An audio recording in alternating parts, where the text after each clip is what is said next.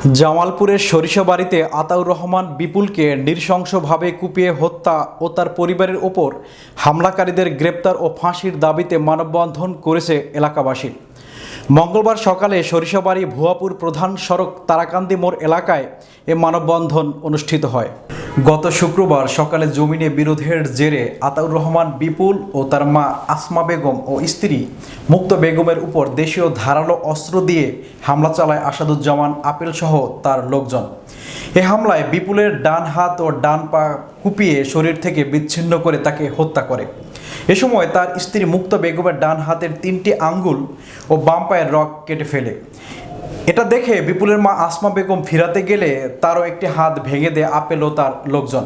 এ ঘটনায় সরিষাবাড়ি থানা পুলিশ ও জেলা গোয়েন্দা শাখা বিভিন্ন স্থানে অভিযান চালিয়ে 5 জনকে আটক করলেও এখনও অধরাই রয়ে গেছে প্রধান আসামি আপেল। মানববন্ধনে নানান পেশাজীবী মানুষ ও সরিষাবাড়ি থানার ওসি সহ অনেক উপস্থিত ছিলেন। মানববন্ধনে বক্তব্য রাখেন নিহতের পিতা আনোয়ার হোসেন কালু, বড় ভাই আলামিন, নিহতের সন্তান সহ এলাকাবাসী। তাদেরকে আমি অনুরোধ করবো, কিছু বলতে চাই না।